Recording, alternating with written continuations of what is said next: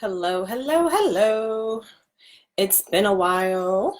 I know. I don't believe it's been like a month, I think, since I did my last Facebook Live. I don't know where my headphones are, so we're going to do this without headphones today. Hopefully you can hear me. So when you hop on, let me know if you can hear me.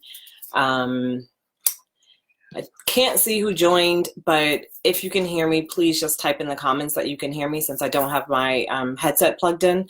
I don't know what the sound quality is like. So let me know. And today I'm going to share with you two common and very often missing links for healing chronic illness for good. And they don't really have anything to do with what you're eating, but they have everything to do with who you are being, which is ultimately the key to success. Hey, Sasha. Can you hear me okay? I don't have my headset in, so I'm not sure what the sound quality is like. If you can hear me okay, just let me know. Type in the comments that you can hear me and it sounds okay. If it doesn't, then I will go get my headset. So thanks for that. So tonight, talking about two missing links to healing chronic illness for good. And they don't, okay, awesome. Thank you. I appreciate it. The two missing links have nothing to do with what you're eating, has nothing to do with what exercise you're doing or not doing, what supplements you're taking, or any of that. Any of the common things that you tend to think about when you think about healing chronic illness, this isn't any of them, because if it was, they wouldn't be missing, right? You hear and you know and you read and you probably have tried all of those things. And this isn't to say those other things aren't important, because of course you need to make dietary changes. Of course there are probably supplements that you have to take. But the two things that I'm talking about tonight, the first one is self-expression, right? And it doesn't sound logical, I think, when you think about healing disease or feeling better in your body or getting rid of symptoms. You don't think about what does self-expression have to do with it, but I'm going to show you exactly what it has to do with it. And the other is spirituality. And again, not something you think about necessarily when you think about healing, but you can't really do anything well, consistently, new, different, challenging, without some kind of belief system that supports you. And so ultimately that's what spirituality is, right? It looks different and it plays out different for different people, and we'll talk about that. And I will be very clear about what I'm talking about when I say spirituality, so that there's no confusion. And if there is confusion, I will definitely clear that up for you. Hey, Monique, thanks for joining. Glad to see you. So, okay. Hey, Kim, how are you? All right, so the first thing that we're going to talk about, like I said, the two missing links that I'm going to talk about tonight, self-expression and spirituality. And like I said, you might be confused about what does either of these have to do with healing chronic illness. So let me explain. The first one that I'm going to talk about is self-expression and what that is and why it's important for healing. So, self-expression, in its purest form or definition, is the act, and I do have some notes here so I can stay on track, because once I get going, I can go off on tangents. So I do have some notes here so that I can stay on track. So what is self-expression? It is the act of expressing your truest thoughts and feelings through words, choices, and actions, right? So how do you communicate and share with others who you are, what you believe, and what you do? And here's how it plays into, here's what happens if you do not have freedom of self-expression. If you're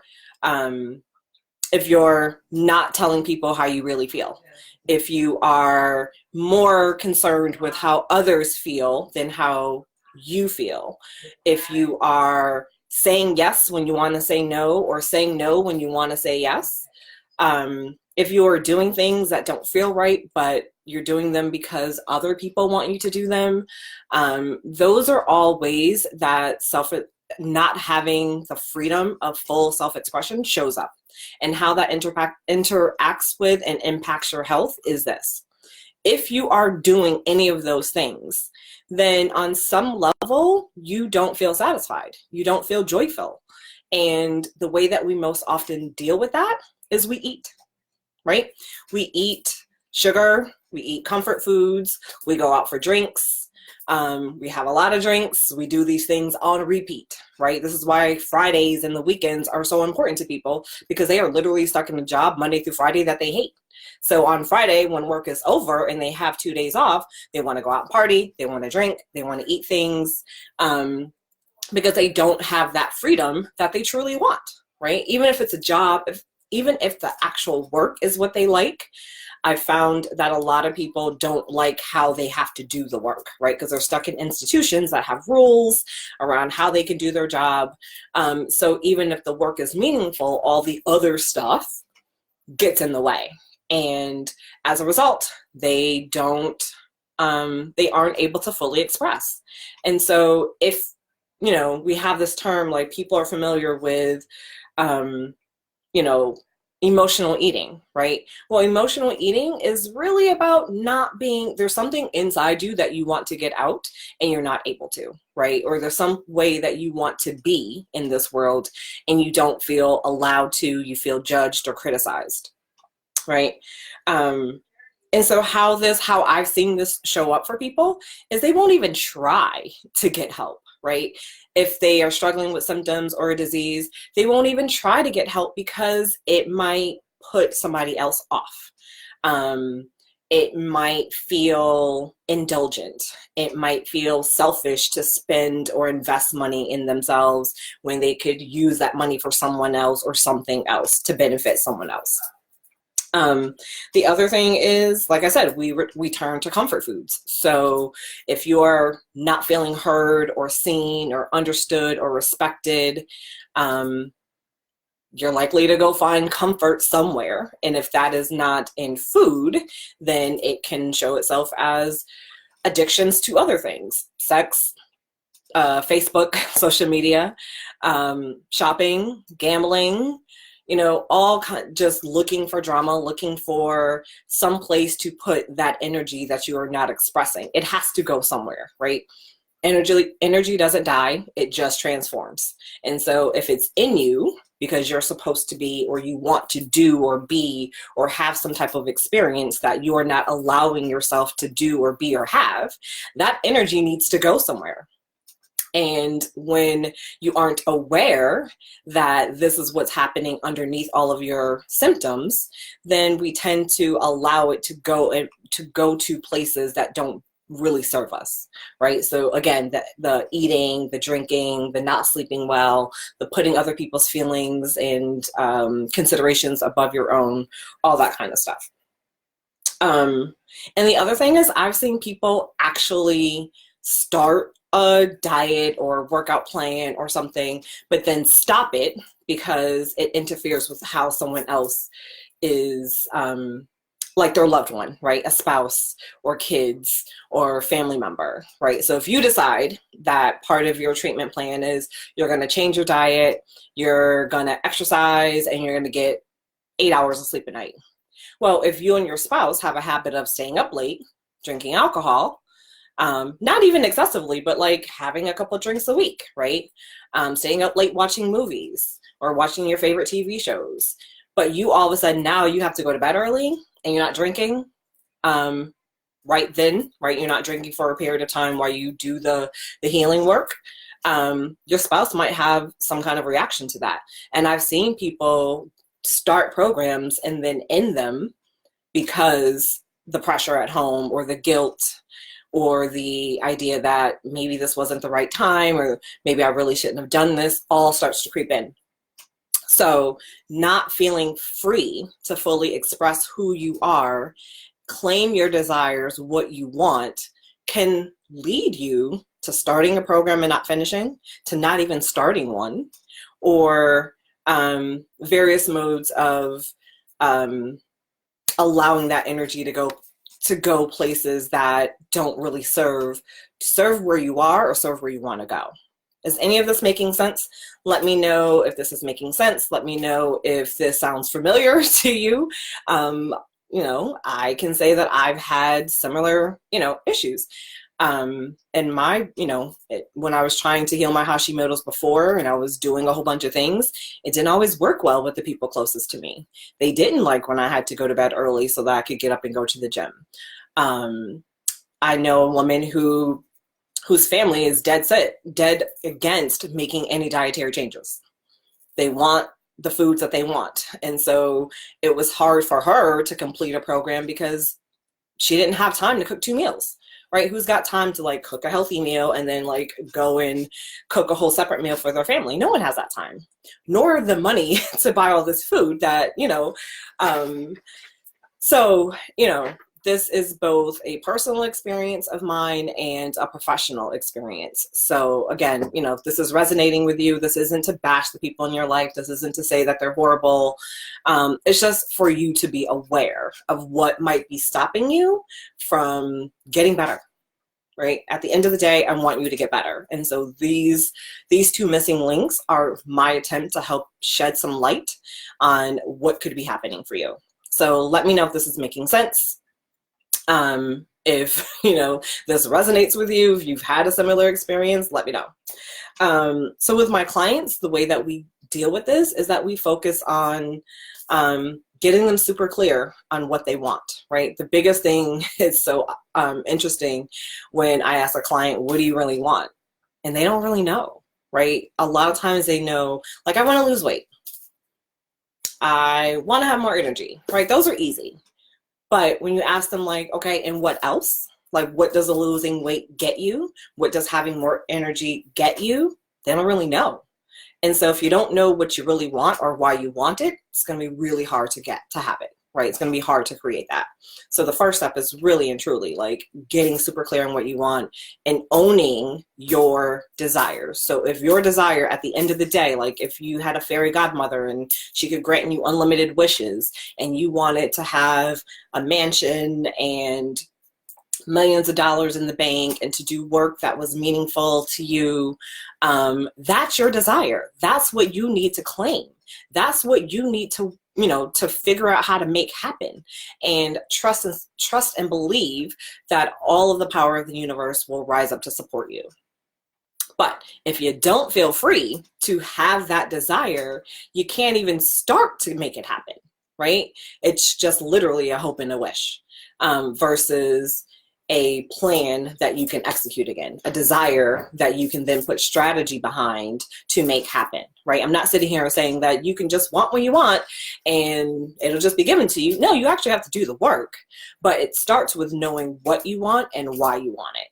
Okay, so that's the first thing I try to do with my clients is, what do you really want and why do you want it? What do you get to have? I literally said this to my client today. What do you get to have when you drop more weight, when you have more energy, when all of these other things are gone? What's possible for you then that is not possible for you now? And she was like, not sure. Good. Go figure it out. That's your homework assignment for these, in between now and our next session is for you to go figure that out. You brought a beautiful journal at the start of our program. Go fill it up with what you want and why you want it. And that is your only job, to know what you want and why you want it, not the how you're going to get it, right? You won't know the how. It will be revealed to you in steps over time as you begin to take action. You'll be led to the next step and the next step and the next step, but you have to start with what do you want and why do you want it? Okay. The other thing I work on with my client is identifying and and breaking through the challenges, the old beliefs, the patterns, the habits that tell you can't have it, that tell you you're being ridiculous, that tell you it's not logical, it's selfish, it makes no sense, you're not rich, you're not famous, you don't come from a wealthy family, you have this disease and there's no cure for it, so you just have to deal with it, right? We work on changing those beliefs because at the end of the day, they're not true. Right? What is true is that you are more powerful than you will ever really know. And you can have what you want. You just have to believe you can. So we work on doing that. And then the last thing that I really want all of my clients to leave their time with me knowing or feeling or being is to feel safe and free and comfortable expressing what they want, why they want it to every and anyone, right? To not have to be like, oh, well, I can tell strangers because they don't really know me and I don't really care what they think, but I'm never going to tell my parents, or I'm never going to tell my spouse, or I'm never going to tell my best friend that what I really want is to be like a rock star, right? And traveling on a concert tour, right? Because they're going to just tell me I'm crazy, right? No. When you are free to self-express, you will tell any and everyone what you want, and you won't really give a shit what they think about it or what they say about it. You can hear their criticism, you can hear their thoughts, and you can see the looks on their face, but you don't care because you're grounded in who you are and what you want and why you want it. And so when I talk about spirituality, you will see how the two of these go hand in hand, right? It's hard to do one without the other. And there's a really good reason for that. So hopefully this is making sense for you, and we will move on to spirituality. So this is a loaded topic because everyone has their own spiritual beliefs, their own religious beliefs, their own religious practices.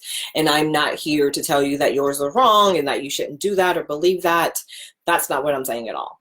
What I'm simply saying is that spirituality to me is your ability to believe, trust, and connect to something higher than yourself. That's it. Whether you call it God, spirit, infinite intelligence, universe, or any of the other common names, it's all the same. Fundamentally, spirituality is knowing that life is to be created, right? Not imposed upon, not somehow this is just what happened to me. Life is to be created on purpose, created on purpose for fulfillment, joy, and love.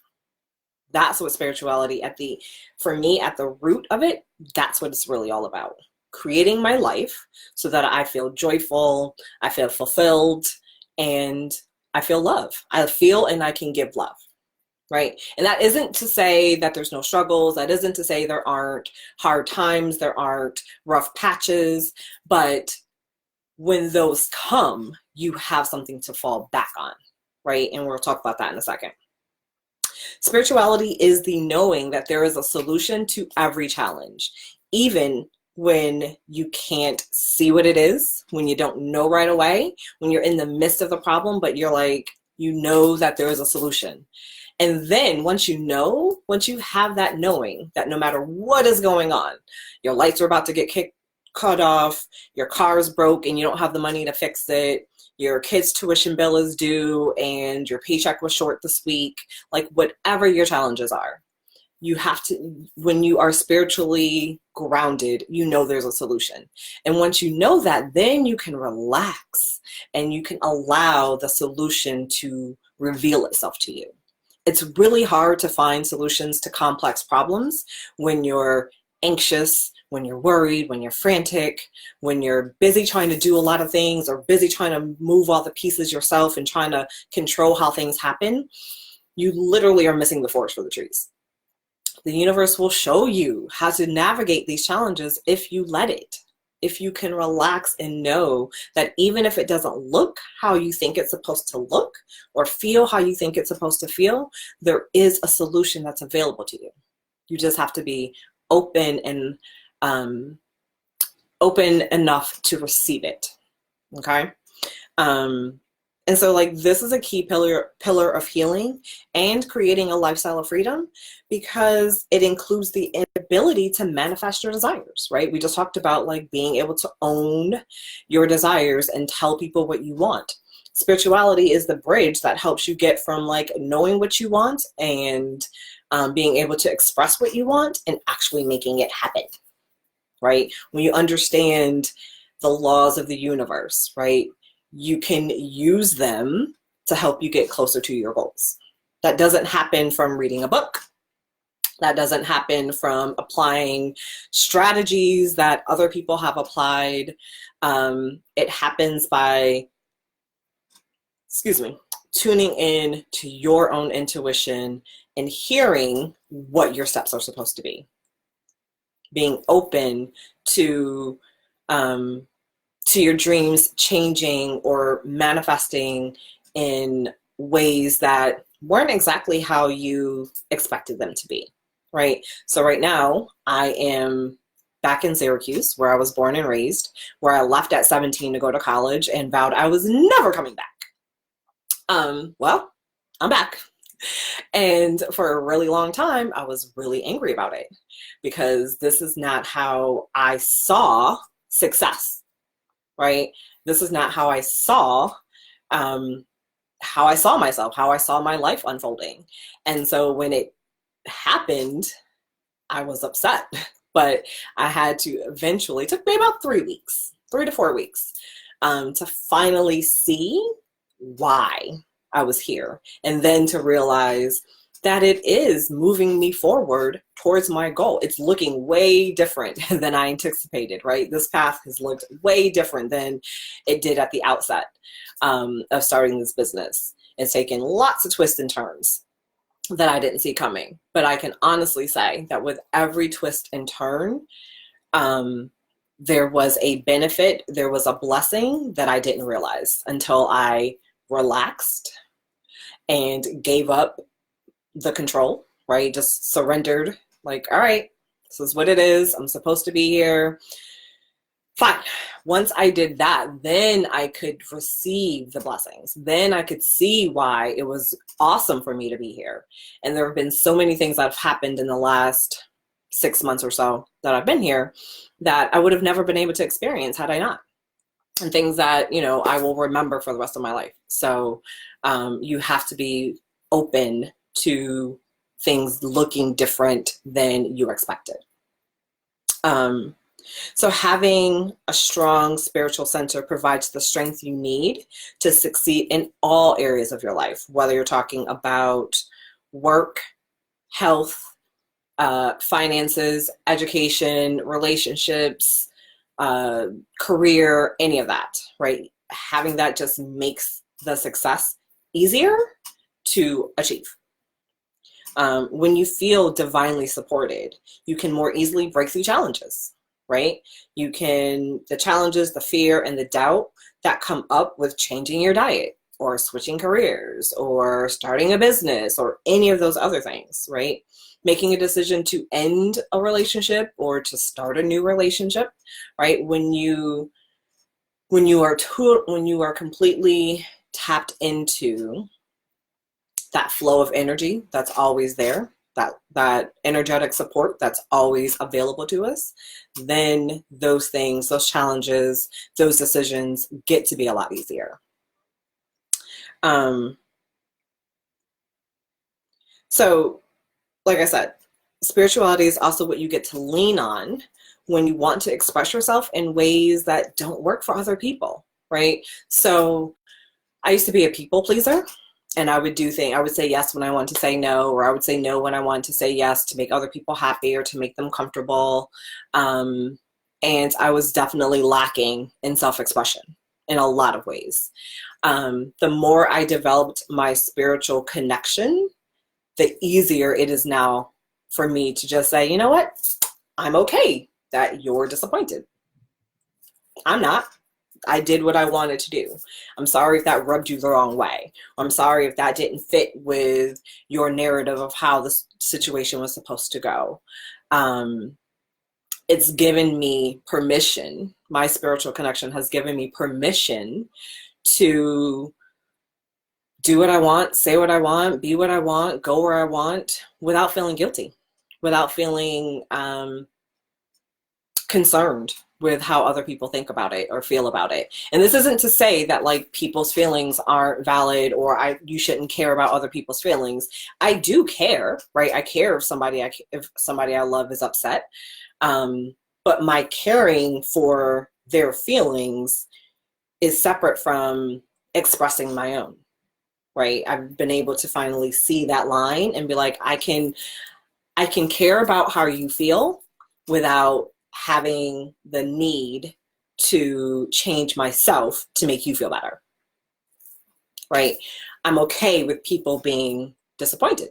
I'm okay with saying no when someone really wants me to say yes. Or when in the past they're used to me saying yes, so they kind of expect a yes. And then when I say no, they're like, what?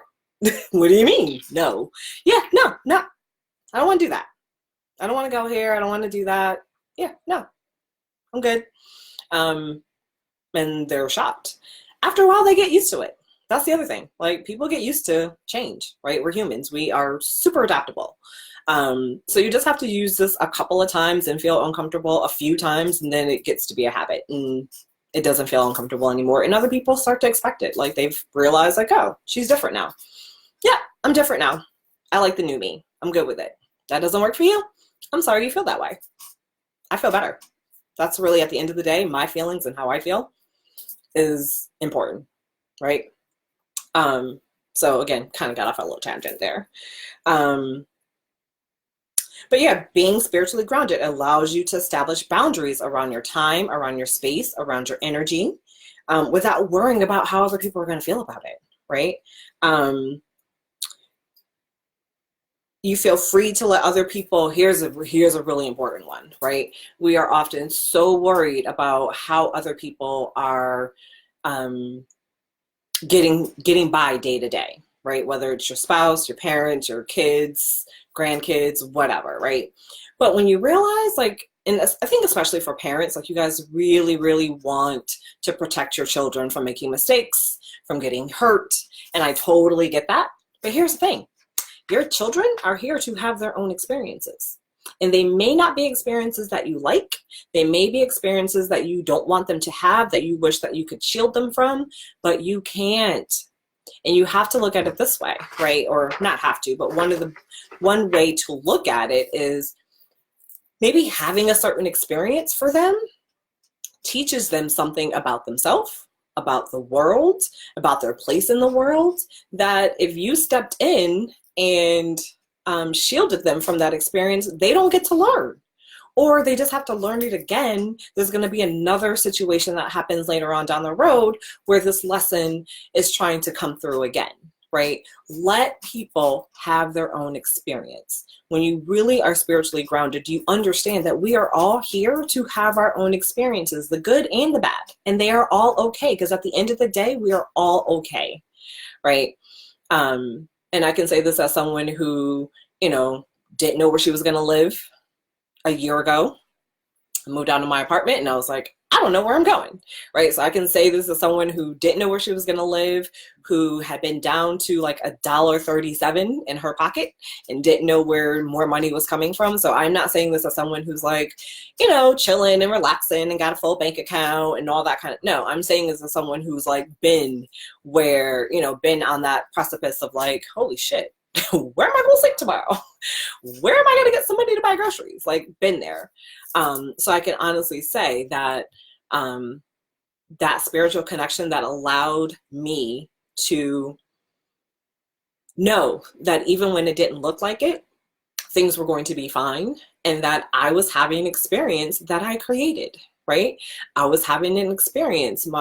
People around me are having experiences that they create, whether they create them consciously or not, right? I was reviewing notes from a coaching course that I took a while ago, and one of the 10 paradigms is everyone is winning the game they are playing. And that's a really touchy, hard one to really wrap your head around. So if you are feeling broke, you are winning that game of feeling broke, right? If you feel victimized, then you are winning the game of feeling victimized. We are all winning the game we are playing. The key is to play the game the way you want. The key is to play the game so that you win the things that you want to win, that you win success and freedom and health and vitality and all of those things, right? Love and relationships and all that.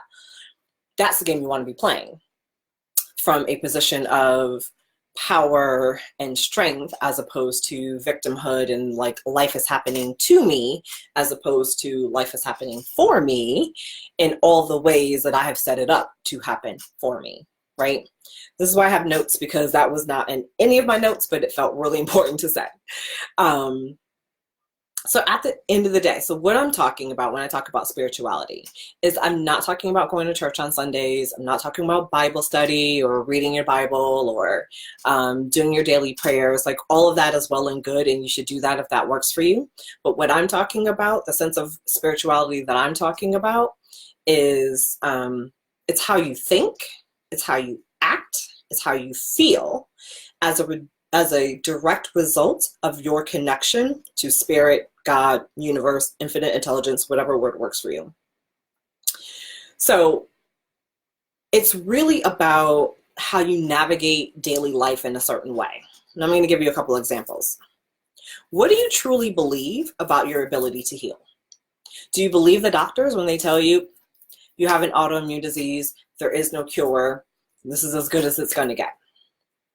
Or do you somewhere inside of you have a feeling that, no, that's not true, that you actually might believe in a miracle, right? That's one example. When you're faced with a decision, how do you find the right answer?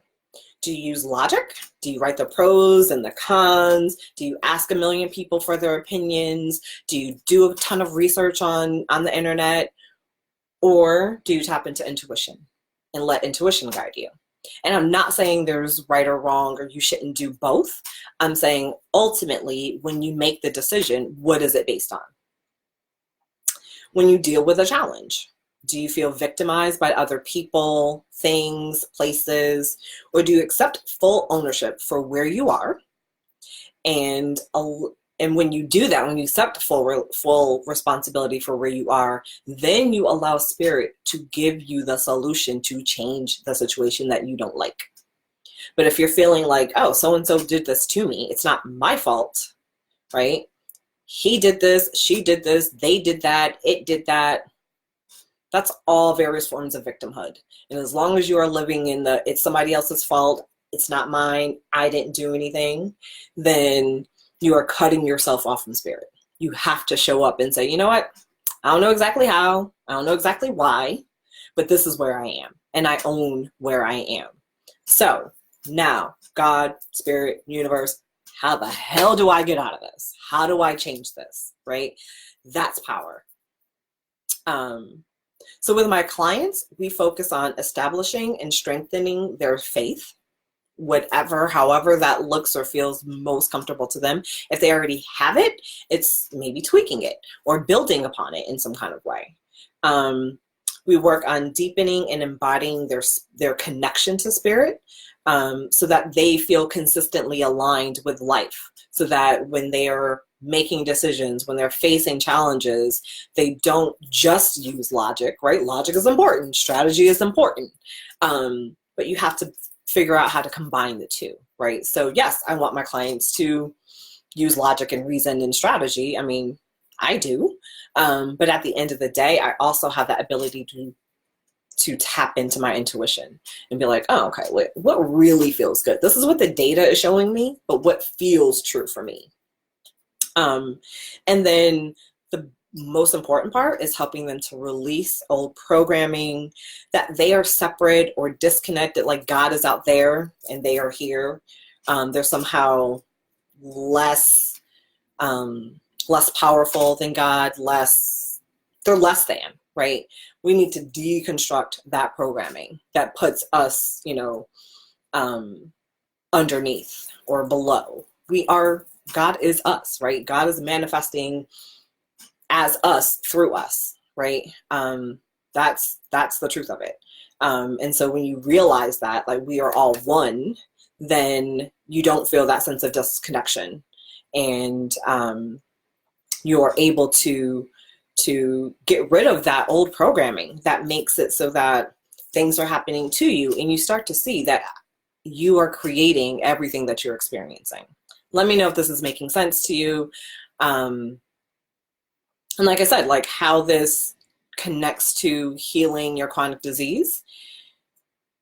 You need something to lean on when you're presented with tough choices, tough decisions, doing things that don't initially feel really good, right? Changing your diet doesn't always feel good. In a lot of cases, it doesn't feel good at all, especially in the beginning, right? You need something to lean on to help you get through it. And I found that spirituality is a great resting place. It's a place where I get to sit back and be like, okay, I know, like right now, I'm back to doing Kundalini yoga, and it's challenging. Like yoga, you know, for all what people think about it, um, physically on the body, it's tough. And there are days and I don't want to do it because I'm sore or I know it's gonna hurt. And Kundalini, they do things for like 2 and 3 minutes at a time. So you could be in a really awkward position or doing some like really weird breathing technique for like 2 or 3 minutes and it's hard. And there are days I don't want to do it, but I know that I can rest in the knowing that doing it, A, pushes me out of my comfort zone, right? And B, opens up, deepens that connection to spirit, right? And I'll just a little caveat here, the reason why I like doing Kundalini is because it does combine body movement with meditation and spirituality. So in 35, 40 minutes, an hour, depending on which Kundalini practice I'm doing that day, I get to meditate, I get to move my body, and, you know, pray and all of that all at one time. So it's sufficient for me. So hopefully this all makes sense. Hopefully you can see how self-expression and spirituality, the two of those go hand in hand, right? If you know that you are divinely supported, then you don't really have to give a shit what anybody thinks about what you say or do or be, right? You really don't have to care. And how having that spiritual foundation makes those challenges easier to navigate. It makes the tough choices easier to make, right? You actually have a way of getting an answer when it doesn't look like there's an answer to be gotten, if that makes any sense.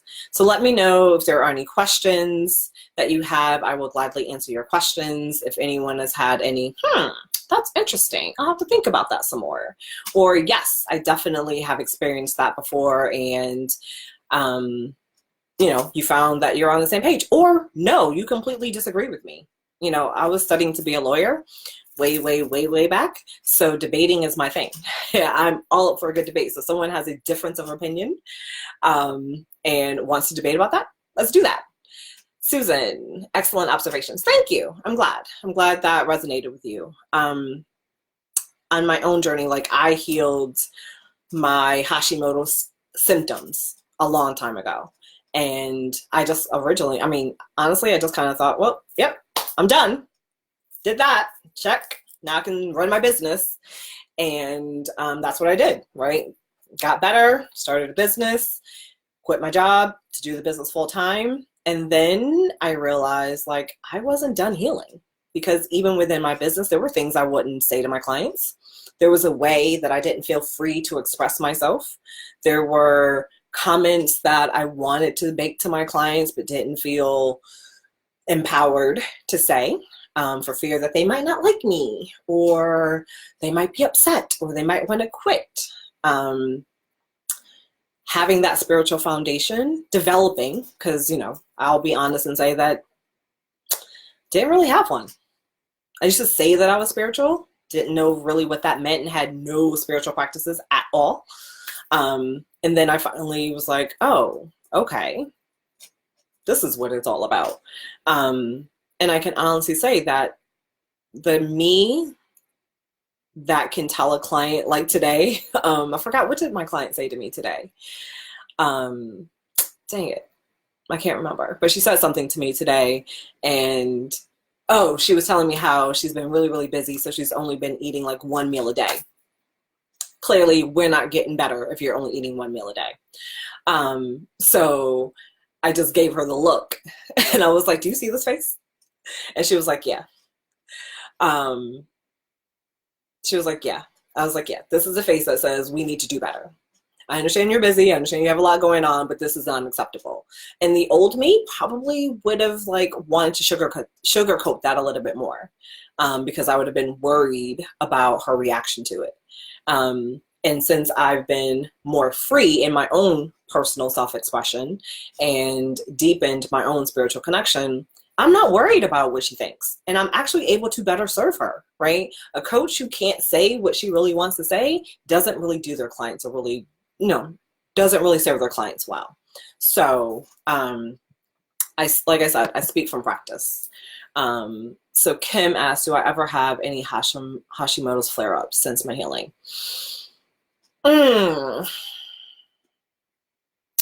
Not the same as what I used to have. So I did notice that, like, if I eat a lot of eggs, then I start to feel more tired and sluggish. And sometimes I get like little rashes on my skin if I eat too many eggs within, a short amount of time. So eggs are something that I can eat sometimes, but they're definitely not something that like I have a couple times a week. I wouldn't necessarily call them flare-ups. What I do notice is once you feel better and you know how it feels to feel better, I am a lot I'm quicker at being able to notice when those things are off. So I haven't had bloating, God knows, in like years since the last time I felt like, whoo, I'm bloated. And not too long ago, maybe, I don't know, a month or two ago, I noticed, holy crap, I got that bloating feeling back. And it just kind of like one day I just realized like, oh, wait a minute. Oh, no. And so, the good news is I knew exactly what I needed to do. I know what kind of knew what was causing it. So I was able to cut it out of my diet, get back on track a lot more quickly. So I can't say like I haven't felt the fatigue that I felt before. I haven't had the acne breakouts like I've had before. I haven't been constipated like I had been before. So not really flare-ups like that, but I can definitely tell when my body is off. And like I said, the good news is I know how to get it back on track quickly. So, and I think I kind of attest the not having flare-ups to a lot of like the daily maintenance stuff that I do. Right. And yes, no one is, I don't believe, or rather, let me say this another way. I think it's really challenging for a lot of people to be consistent 365 days of the year. Some people do it. But even when I'm not consistent 365 days of the year, more often than not, there are things that I'm doing every day. You can see the supplements on my nightstand. So I'm taking certain supplements every day that help counteract any issues or any things that I'm eating that might otherwise make me feel bad, right? So and we'll talk about this at the end. I like to give my clients a daily maintenance protocol. And that maintenance protocol includes things that what I like to call like is paying insurance, right? You might not need it today, but the more consistent you can do these things over time, when you go on vacation and you say, screw it, I'm going to have drinks at noon and I'm going to eat the dessert every night that comes with dinner. And, I'm going to do all the fun things that you do on vacation, which I'm totally here for. You have built up a little bit of reserve so that you don't completely fall apart when you get back from vacation. Hopefully that makes sense. If anyone else has any questions at all, type them into the comments. I have a few more minutes. I will stick around and answer your questions. Any ahas, any insights, let me know. I'm here for you guys. It's been a while since I've done a Facebook Live. I'm definitely going to try to get to do them twice a month, but it's been challenging trying to figure out what to talk about. So if you guys have suggestions on what you want to hear, what you want to know more about, let me know. Drop them in the comments, send me a private message if you don't want it to be public. But there's so much, I think part of it is I have so much that I could talk about. Sometimes it's hard to narrow it all in. So if there's something that you've been trying to figure out, confused about, let me know. Let me know. Are there any other questions or comments or insights that you guys want to share? Hopefully this has all been helpful to you. And if you're watching the replay and you have questions, definitely comment and let me know, or send me a private message and I will get to them. Stacy, yes, I have Hashimoto's, which is autoimmune hypothyroidism. But I just haven't, had any symptoms really in a really long time. So I'm assuming, Stacey, you have some kind of hypothyroidism, and if I may ask, what are you doing about it? Are you on medication, or like, how are you feeling? How are you managing it? Is my question. Felicia, kidney stones. Are you just asking generally like what to do about kidney stones, or I'm not sure what your question is. Kidney stones, I mean, ideally, you want to break them down so that you can pass them without having to go to the hospital.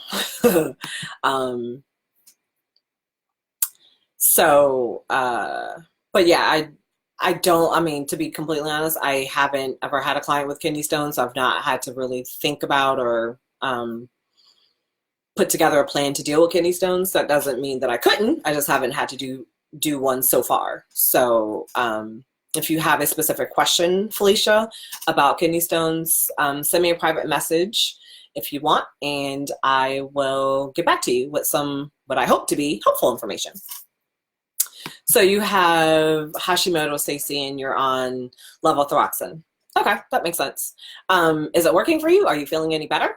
I know a lot of people who take Synthroid or Levo and don't really feel better. I don't know how long you've been on it, so maybe you just haven't been on it long enough to know if it will do the trick for you. But I will tell you, Stacey, that it's not going to fix your thyroid, right?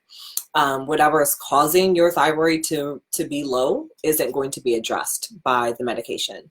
The medication is just giving your body the T3 or T4 rather, that it is lacking, but it is not getting to the dysfunction that is causing the low thyroid, right? Generally, thyroid conditions are a byproduct of other dysfunctions in the body. So hopefully you are searching for a root cause. And I say you because your doctor is not. I'm sorry. Unless you're working with a functional medicine practitioner, they are not looking for a solution. Your endo or your primary care or your whoever diagnosed you and wrote the prescription is just fine leaving you on Levo forever, regardless of how you feel. One of my clients right now is she has Graves' disease, and she got so tired of her doctor saying, sorry, this is just a symptom of Graves' disease, you're just gonna have to deal with it. She was just over it. Like her quality of life was diminishing. She was having crazy anxiety, panic attacks, and suicidal thoughts. And her doctors were just like, sorry, can't help you. Put you on this medication. That's all we got for you. So I just hope you are looking for a better solution. Your friend, okay, Felicia, your friend is trying to pass them. Okay, good. Felicia, I will do a little bit of research to see if I can offer you some tips to give your friend, some things, maybe some nutritional things or supplements that she can take to try to break them down so she can pass them. If you send me a private message, it will remind me to do that for you. Because when I finish this, I'm going to go eat dinner, and all bets are off after I eat. So I don't want to forget. So if you can send me a private message, I will do a quick little search and see what I can find to help your friend out. Okay. Yes, generally with unless it's like thyroid cancer or something structural to the thyroid, generally any thyroid condition is a symptom of something else. Mostly, what other doctor can I see? Just saying primary doctor. So the good news I see is that you don't have to really see a doctor at all to solve this. Someone like me could help you with that, putting you on a plan. So I didn't take medication. When I was diagnosed with Hashimoto's, my doctor, who was actually a functional medicine doctor, the first thing she did was she went to go pick up her prescription pad and to write me a prescription for, she was not going to do Synthroid or levothyroxine, but she was going to have her pharmacy compound something specific for me. And I guess she thought that would make me feel better.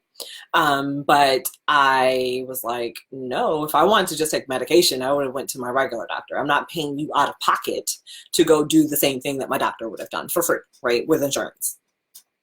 So I immediately, at the time I was in nutrition school. So once I had a diagnosis and I knew what was going on, I knew how to fix it. So that was a route that I personally took. I'm not saying that's right for everyone, but my only point in saying that was that I didn't have a doctor that helped me figure out and correct my Hashimoto's.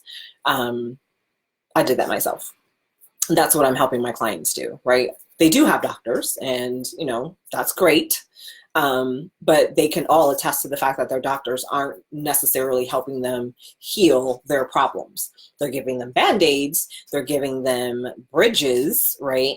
But they're not really getting underneath the problem and figuring out, oh, well, your digestion is a mess. Your hormones are out of balance. Your blood sugar is wacky.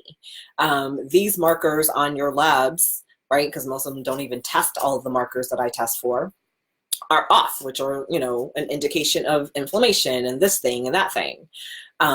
So yeah, it just, like doctors, you can go see a functional medicine doctor, absolutely. Hopefully you'll find one that was better than mine. Again, mine wanted to put me on medication and that was it. So hopefully you find a functional medicine doctor that will do more than that. But if you'd like to have a conversation with me and we can talk about what you're doing and how you're feeling or what all your symptoms are, I'd be more than happy to have a conversation with you, free of charge, of course. And we can see what we can do.